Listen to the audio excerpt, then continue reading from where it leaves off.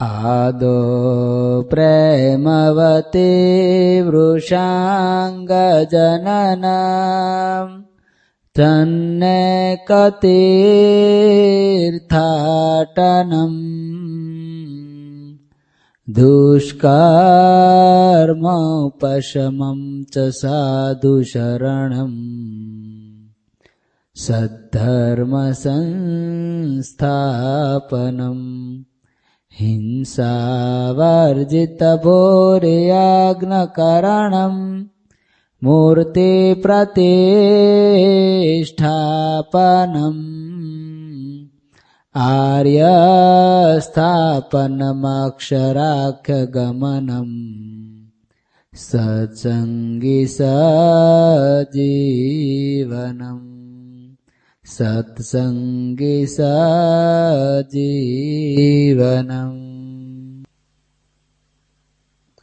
ઓમ શ્રી અવતારિણે શ્રી સ્વામિનારાયણાય નમો નમઃ. હરિકૃષ્ણાય ઘનશ્યામાય નીલકંઠાય સહજાનંદ સ્વામિને નમો નમઃ. બોલો શ્રી સ્વામિનારાયણ ભગવાનની જય. નર નારાયણ દેવાની જય. શ્રી લક્ષ્મી નારાયણ દેવાની જય.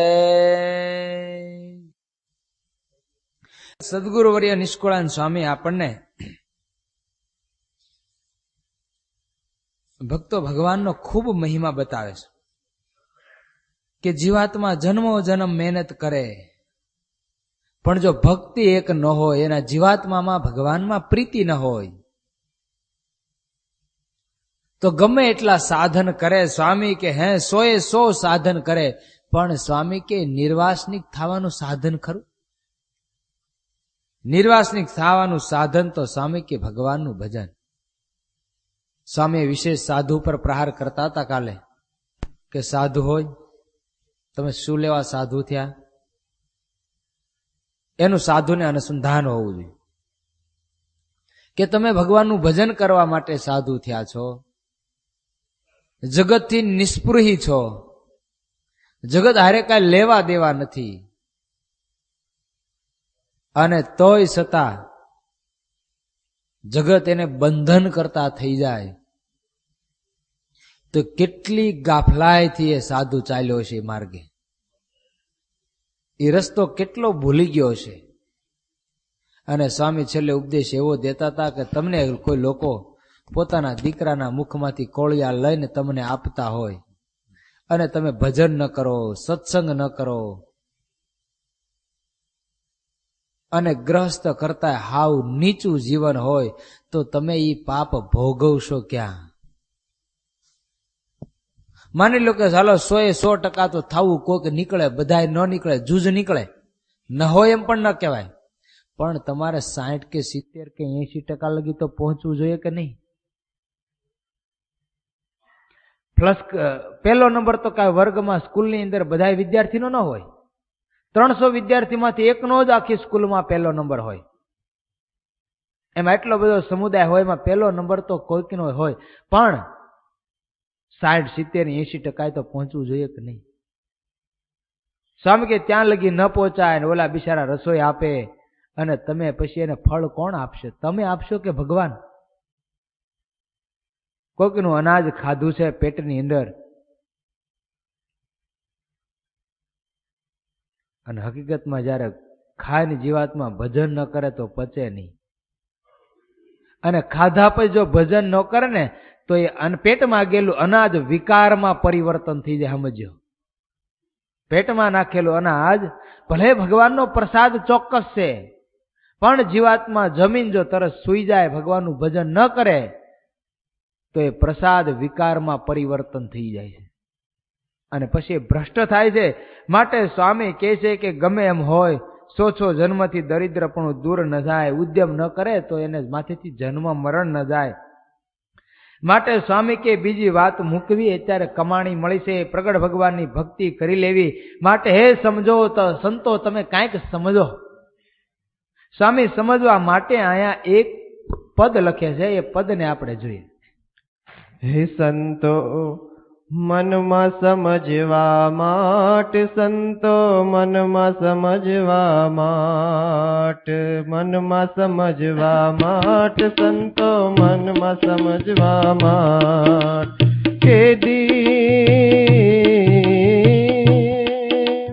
કેદી મેળવીની વાટ, સંતો મનમાં સમજવા માટે, મનમાં સમજવા માટે, સંતો મનમાં સમજવા માટે.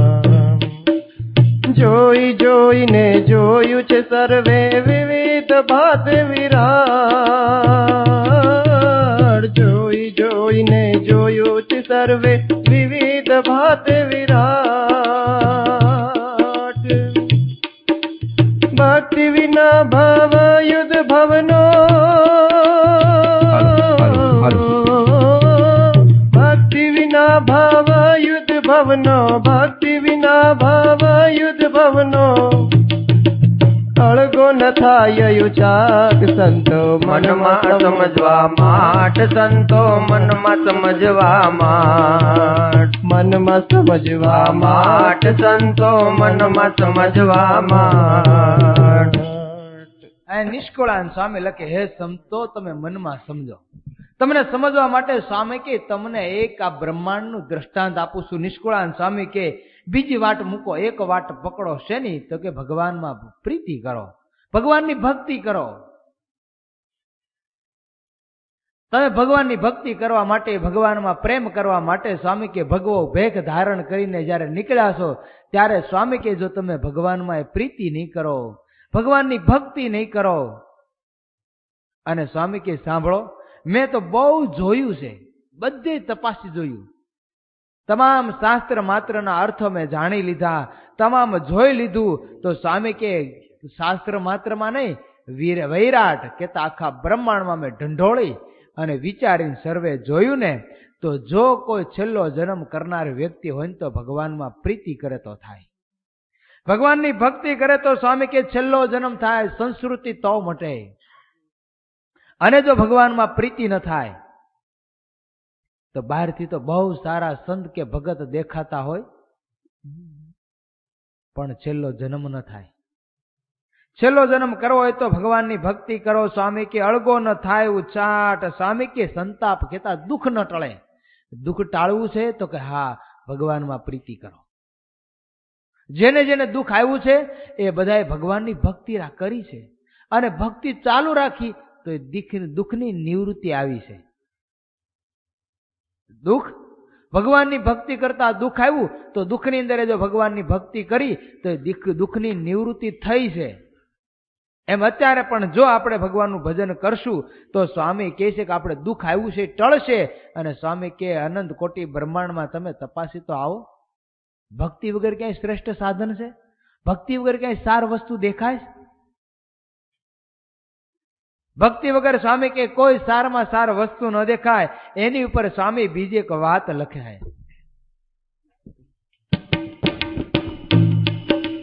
તપ કરી ત્રિલોકીનું કોઈ પામે નહીં રૂડું રાજપાટ. તપ કરી ત્રિલોકીનું કોઈ પામે નહીં રૂડું રાજપાટ. હે અવધિએ અવસ અખંડ નવ રહે, અવધિએ અવસ અખંડ નવ રહે, અવધિએ અવશ્ય અખંડ નવ રહે. તો સી થઈ મખાટ સંતો મનમાં સમજવા માટ, સંતો મનમાં સમજવા માટ, મનમાં સમજવા માટ, સંતો મનમાં સમજવા માટ.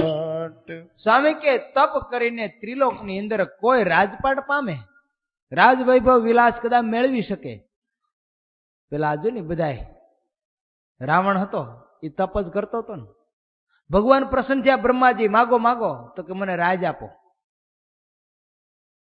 કુંભકર્ણ ને તપ જ કરતો હતો ને, માગ માગ, તો એને ઇન્દ્રાસન માગવું હતું. ઇન્દ્રાએ પ્રાર્થના કરી એટલે ભગવાને નિંદ્રાસન બોલાવી દીધું. શેની માટે તપ કરતા હતા? રાજપાટ માટે, વૈભવ વિલાસ માટે. પણ અહીંયા સ્વામી કે એ તો અવધિએ પાછું ખૂટે. કદાચ તમે તપ કરીને સ્વર્ગે જાઓ અને સ્વર્ગે ગયા પછી તો પાછું તો આવવાનું, પુણ્ય ખૂટ્યું, પાછું આવવાનું. સ્વામી કે તો સિદ્ધ થઈ એમાં ખાય. સ્વામી કે એમાં કઈ નફો થયો? સ્વર્ગને પામી પાછું પડવાનું, કદાચ આ લોકના વૈભવ વિલાસ મેળવી અને પાછું જન્મ મરણ તો ઊભું રહ્યું, તો સ્વામી કે તમને નફો શું થયો? તમને શું નફો થયો? સ્વામી કે ઉલટાની તમારે તો નુકસાની ગઈ. કારણ કે તપ કર્યું, એક તો જિંદગીમાં થાય ને માંડ તપ કર્યું, તપ કરીને રાજપાટ વૈભવ મેળવ્યા, અને રાજપાટ વૈભવ મેળવ્યા પછી ભોગ ભોગવ્યા, માન મર્યાદા મૂકીને સ્વામી નુકસાની ગઈ. જે ફળ મેળવવાનું હતું ન મળ્યું, અને ઉલટું સ્વામી કે દુખ્યું, એની પર સ્વામી અહીંયા વાત લખે. માટે ભક્તિ ભવ ભય હરણી કરવી તે શિષને સાડ હો. માટે ભક્તિ ભવ ભય હરણી હે કરવી તે શિષને સાટ.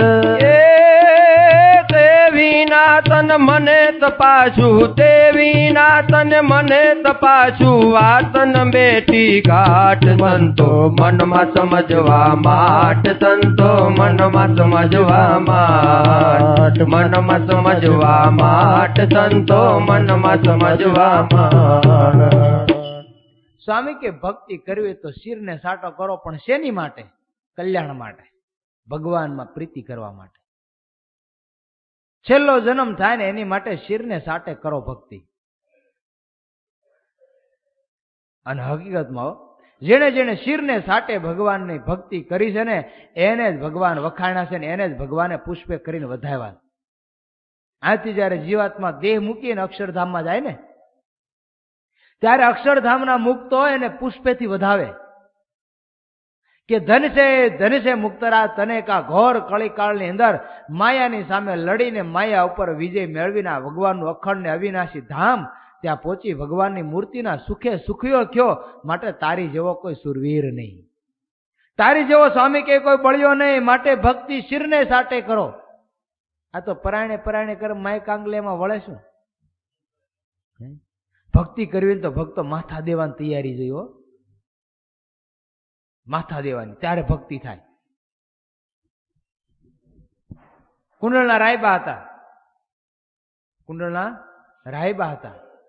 એ રાયબાને મહારાજ મહારાજ છે બહુ હેત હતું રાયબાને. એક ફેરું મહારાજ કુંડળ પધાર્યા પણ કુંડળની સીમમાં ઉતારો કર્યો. રાયબાને સમાચાર મોકલા કે અમે તો તમારા સીમની અંદર આવીને ઉતર્યા છીએ અને અમે ગામમાં તો આવીએ પણ ગામમાં અમને બીક બહુ લાગે ને રખે કોક મારે તો અમને, એટલે અમે તમારા ગામમાં નથી આવતા. રાયબા હાથમાં સામેલું લઈ છૂટા વાળ મૂકી અને કસોટો વાળીને મહારાજ પાસે ગયા. મહારાજને કે મહારાજ કોણ તમારી હામું જોવે છે? હું જોઉં છું, આવો તમે. ઠેઠ લગી આખા કુંડળની અંદર મહારાજની આગળ હાથમાં હાંબેલું લઈને બૂમો પાડતા પાડતા આવેલા. રાયબા કોણ છે મારા ભગવાન આમી દ્રષ્ટિ નાખનાર? મારા ભગવાનને બીવડાડનાર કોણ છે? પેલા આવીને મને મારે અને પછી મારા ભગવાન આમી દ્રષ્ટિ મીટ માંડીને જોવે. આમ શિરના સાટાની ભક્તિ જોઈએ બસ. દેહ પડી જાય તો કુરબાન, પણ ભગવાનની ભક્તિ ન છૂટે. ભગવાનમાંથી પ્રીતિ ન ટળે તે વિના તને મને તપાસું, વાત ન બેઠી ઘાટ. સ્વામી કે શિર સાટાની ભક્તિ વગેરે ક્યાંય કલ્યાણ થયું એવું દેખાણું નથી સ્વામી કે. અને એમ લાગે આપણે પરાયણે ભક્તિ કરીએ એમાં કઈ કલ્યાણ વળે એવું દેખાય? નથી દેખાતું. શું કરવા નથી દેખાતું? પરાયણની ભક્તિમાં હોય શું? ઓલા કે પરાયણના પુન, પરાયણના પુણ્યમાં કાંઈ વળે નહીં. એમ પરાયણની ભક્તિમાં કોઈ દિવસ સુખ ન થાય. મહારાજ વચનામૃતમાં દ્રષ્ટાંત આપ્યું છે. મહારાજ કે પુષ્લેલ ઢોર હોય એને લાકડા ભરાવીને ઊભું રાખે, ક્યાં લગી ઊભું રહે? તો કે જ્યાં લગી પકડી રાખે ત્યાં લગી, પણ મૂકે એટલે ધબ દે ને હેઠું પડે. એમ જેને શિર સાટાની ભક્તિ નથી, કોક ઘૂસતાવીને ભક્તિ કરાવી કેટલોક સમય હાલે? યાદ કાલ વેલા મોડી, વર્ષે 2 વર્ષે 5 વર્ષે એ સત્સંગમાં જવાનું. અને મહારાજ કે ભક્તિ કરવી તો કલ્યાણ માટે કરવી, લોક દેખાડવા ન કરવી. અને મહારાજ કે ભગવાન રાજી થાય એને અર્થે ભક્તિ કરવી. ને ભક્તિ તો આ રતનજી તથા મિયાજી જેવા નિષ્કામ ભક્તિ તો મહારાજ કે કોઈ કરે, બાકી તો સકામ કરે બહુ. કારણ કે પદાર્થની ઈચ્છા એ કરીને કરે છે. માટે અહીંયા સ્વામી આગળ કથાની અંદર દોહરાવે છે, ભક્તિ થી કાયા જાણે છે એ ડાયા એવું ડાપણું ડાળ હો.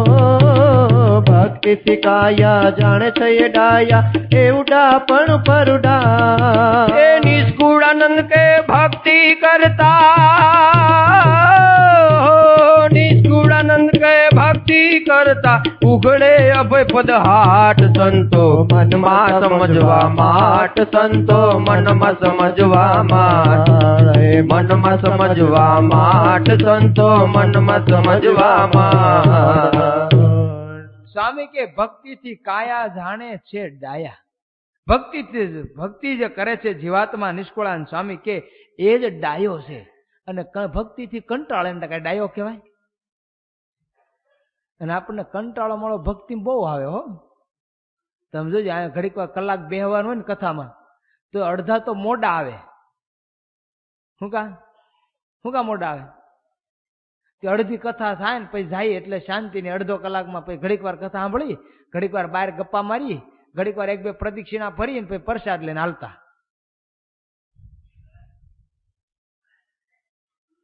કારણ કે ભક્તિ કરવા બેહે એટલે તરત ફોન આવે કે કેડ દુખે તો ઉભો થા. હા, તરત આવે.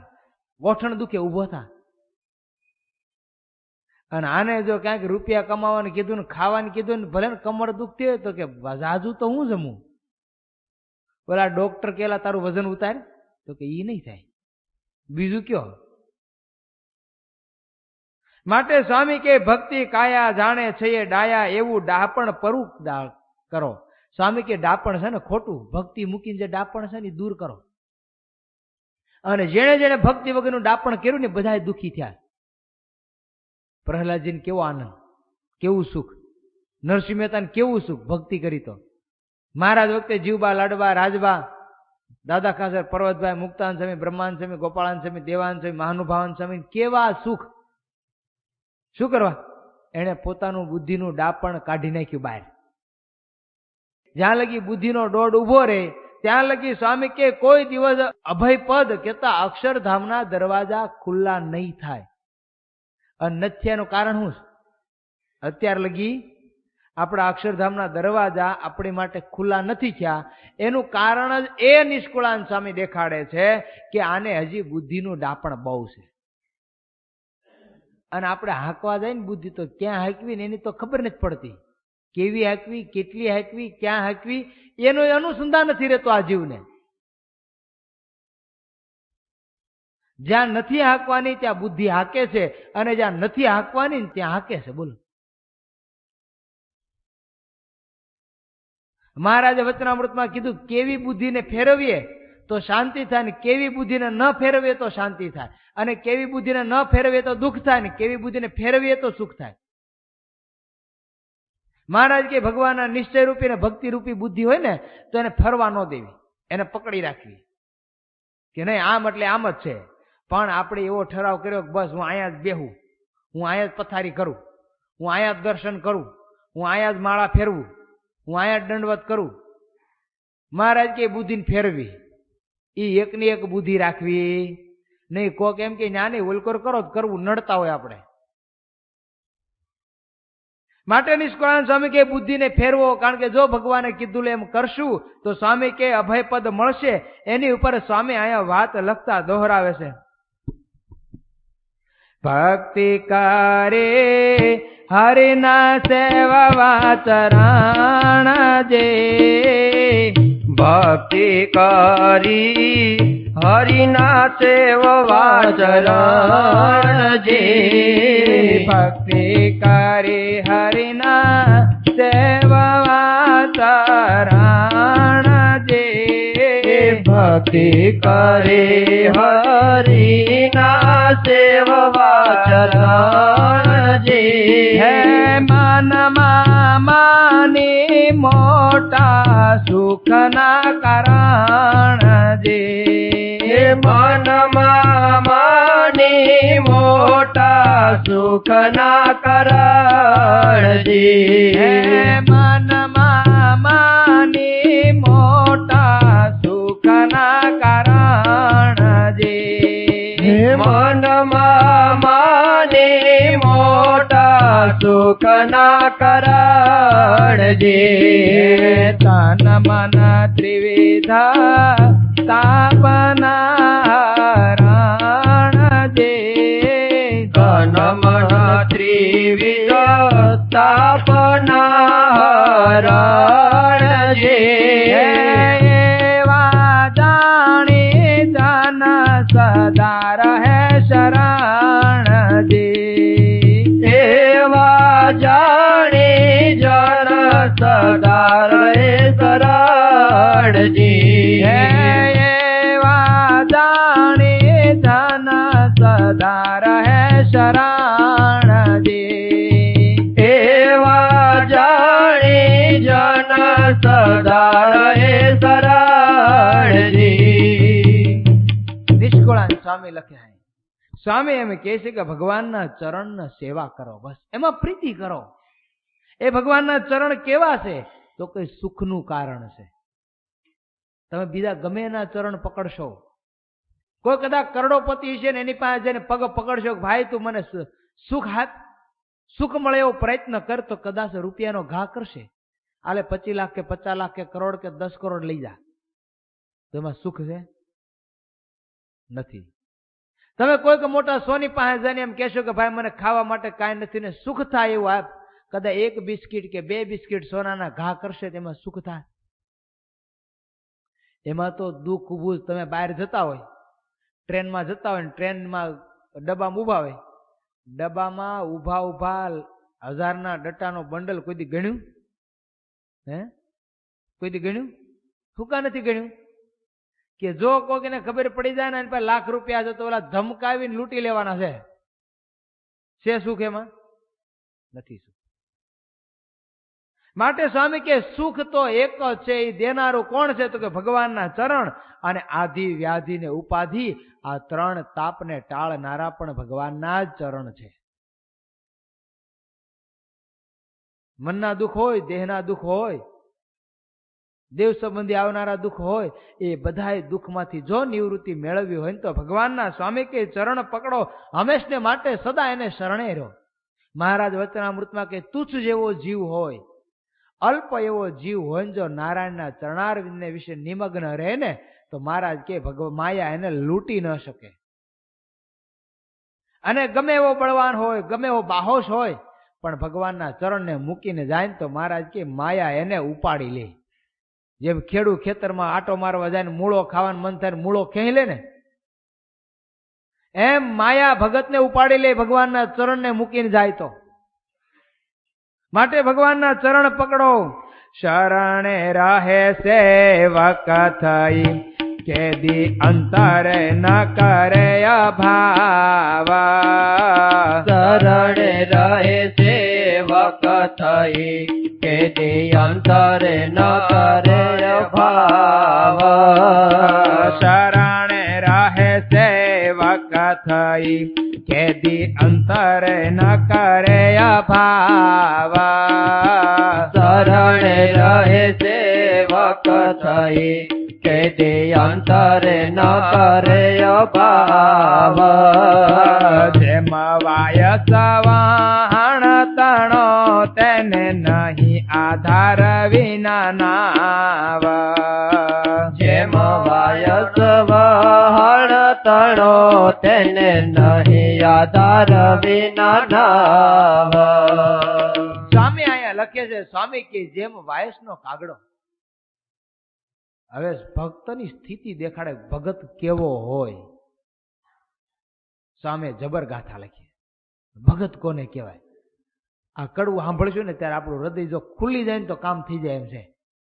બુદ્ધિનું પડાળ ખુલ્લી જાય ને ઓલો હીરો હોય ને કોટડીમાં હોય, કોટડીના ગાંગડા આવે આવડાવડા, એમાં હીરો હોય સાચો. પછી એને પડ તોડે ને પછી એમાંથી અંદરથી સાચો હીરો નીકળે. નકર એ કોટડી હોય ને ગાંગડો, તમે લેવા જાઓ તો કે 500 રૂપિયા 1000 રૂપિયાનો વેચાય. પણ એને તોડે ને એમાંથી બહાર કાઢે ને પછી એને શરીર ઉપર ચડાવે ને જયારે હીરો થાય ને ત્યારે એનો હીરો લાખ રૂપિયાનો વેચાય. હતું તો ખરો અંદર. એમ સ્વામી અહીંયા ભગતની સ્થિતિ દર્શાવે કે જો ભગતને લાઈટ થઈ જાય, પડલ તૂટી જાય, તો સ્વામી કહે કે મુક્ત બની જાય એમ છે. સ્વામીએ દ્રષ્ટાંત આપ્યું કે સેવા જે સેવક છે એ કેવો હોય. તો સ્વામી કે એક બંદરેથી વહાણ ઉપડ્યું. એક બંદરેથી વહાણ જાતું હતું ને, પેલા તો સઢવાળા હતા ને વહાણ, અત્યારે જેવા ઇલેક્ટ્રોનિક નહોતા. પેલા મોટો વાસડો હોય, વાસણાડે કપડું બાંધ્યું હોય, જે બાજુ કપડું ફેરવે ને એ બાજુ વહાણ જાય. અને એમાં કાગડો આવી એની વહાડા ઉપર બેસી જાય. પછી વહાણ ચાલતું જાય. ચાલતા ચાલતા ચાલતા જયારે મધ દરિયે વહાણ પહોંચે અને પછી ઓલો ખારવો હોય ને નાવિક ચલાવનારો, એ ઉડાડે કાગડાને. તો કાગડો ઉડે ખરો, પણ ઉડીને પાછો ક્યાં બેસે? કારણ કે જહાં દેખું તહાં જલનિધિ ખારા. જ્યાં એને બીજું કાંઈ દેખાતું નથી, એક ભગવાનનો જ એને આધાર મનાય જાય ભક્તોને. એને ભગવાન વગર વૃત્તિ બહાર ન જાય. જેમ કાગડાને એ વાંસળાનો જ એને આધાર છે, બીજે ક્યાંય બેસવા માટે એનો આધાર નથી. એમ ભગવાનના ભક્તને ભગવાનની મૂર્તિ વગર બીજો આધાર ન હોય. એને ભગવાનની મૂર્તિ વગર બીજે ક્યાંય ઇન્ટરેસ્ટ ન હોય. માટે સ્વામી આ કે તેમ હરિજનને હરિચરણ વિના નથી અન્ય બીજો આધાર. તે મૂકી ન શકે તને મને જાણી ભારે સુખ ભંડાર.